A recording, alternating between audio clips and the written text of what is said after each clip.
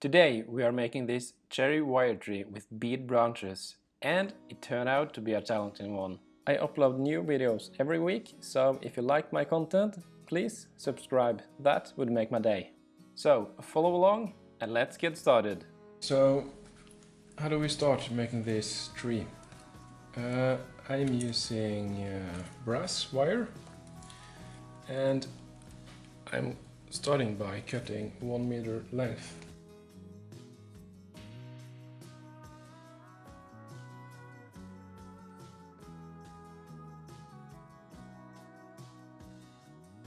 I did some calculations, and with the amount of beads that I got and the number of branches I want, I am going to make 5 leaves on each branch, each containing 5 beads.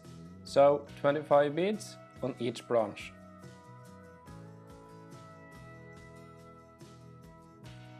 I already did the first leaf, but they are all done the same way, so no worries.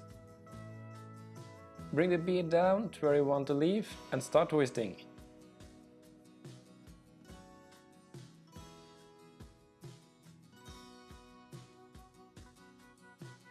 When you are pleased with the length of the leaf, you go over to twisting the branch again, until you are at a place where you want another leaf.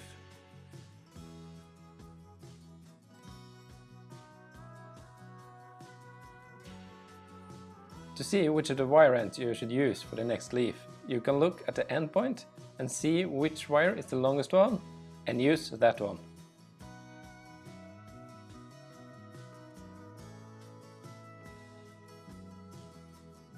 A trick to get away from hand twisting the whole branch is to use a drill with a hook.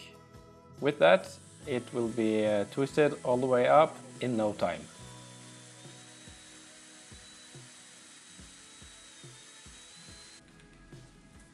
So I cheated a little and have already made all of my leaves, all of my branches. As you can see, they are quite pink, a little more pink than I foresaw. But at least now we are ready to make our wire tree. By the way, if you're interested, I made 27 of these wires, and they are 0.5 millimeter. And unsure about the gouge on them. I then take 3 of the branches we just made and tie them together with a loop at the end.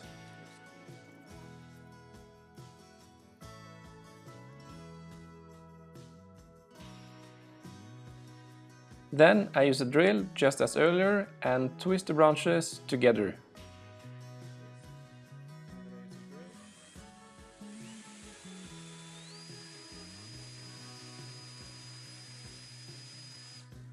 This way we get 3 branches combined into one, and it also saves us a lot of time compared to if we had to do it by hand.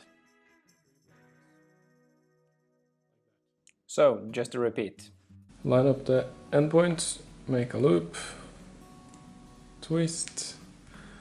As I mentioned earlier, there really is a lot of twisting in this project.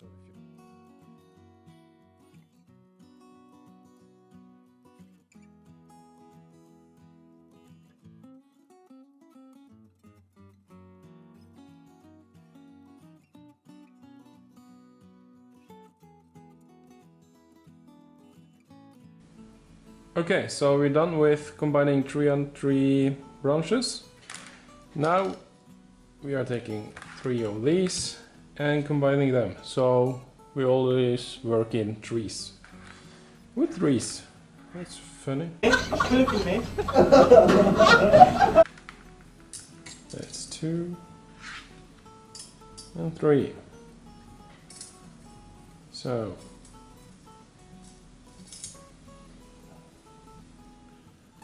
like that, and you do the same all over again.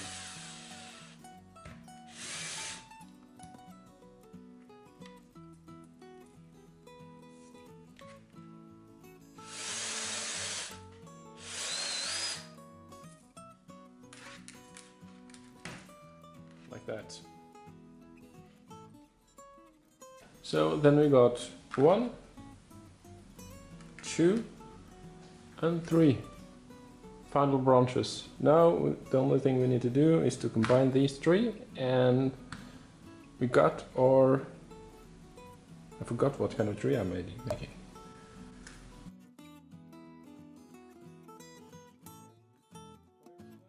With the final assembly of the stem, I am using my hands and a plier to twist the last three branches together. The resistance in the wires are getting kind of tough, so I had to use a little force here to twist them together in a good way.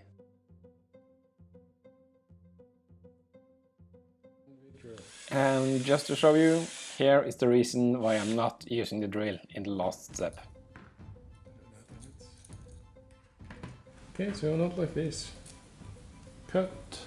It is time to start to think about the roots, and I begin by visualizing how I want them to look on the stone.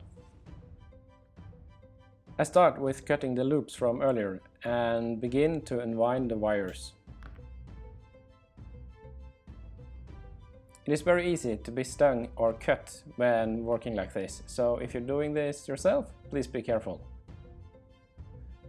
The wires can be pretty hard to unwind, so you might have to use a little force to get them separated.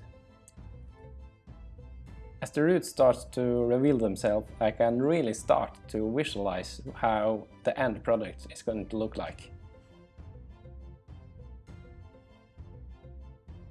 I then do a test fit before I start shortening the wires and cutting away the excess.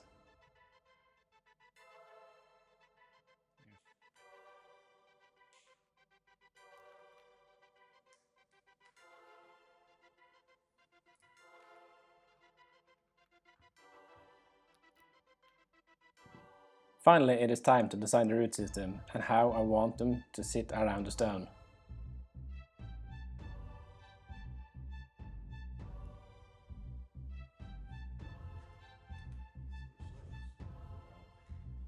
I wasn't sure how I should secure the tree to the stone, and I had to try different approaches to how I could do it. First I tried with some Gorilla Glue, but as you soon will see, that didn't go as planned and it didn't work at all actually. With some 5-minute epoxy, I started gluing the stem of the tree to the rock. With such uneven surfaces, gluing is quite a challenge, and I had to use a lot more epoxy than I'm comfortable with in order to secure the tree to the stone properly.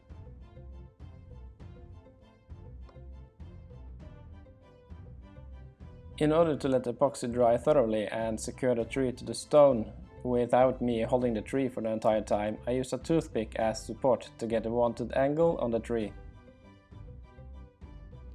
The stone base proved to be the most challenging part of this project, and if you don't have a lot of patience, I would recommend using a solution like the one I did on my last wire tree instead of this one.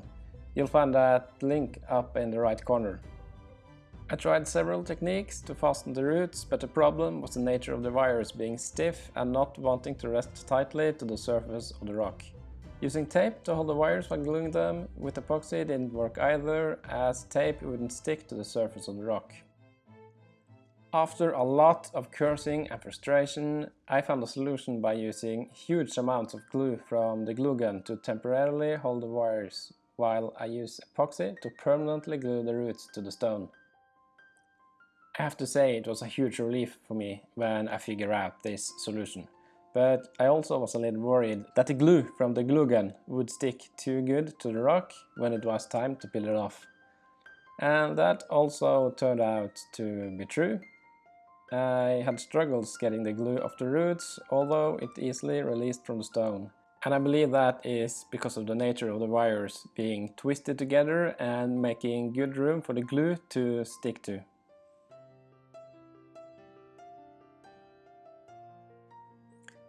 As a final touch, I glued the endpoints of the roots to the stone just for some extra strength in there.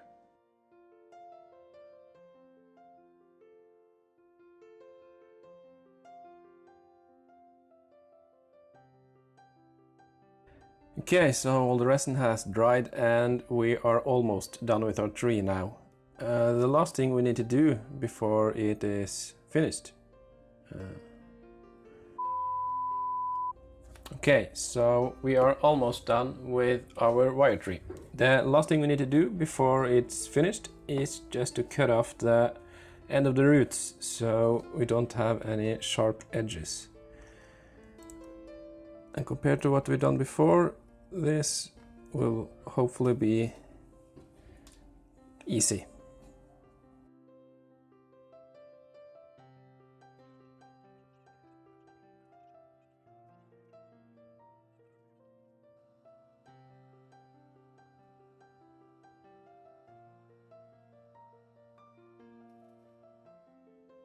This turned out to be a pretty challenging project, much thanks to the stone base. But I have to say, I am pretty happy with it in the end. So, I upload videos like this every single week, so if you like this video, please hit that like button and smash subscribe, remember the bell icon, and I will see you next week. Bye bye.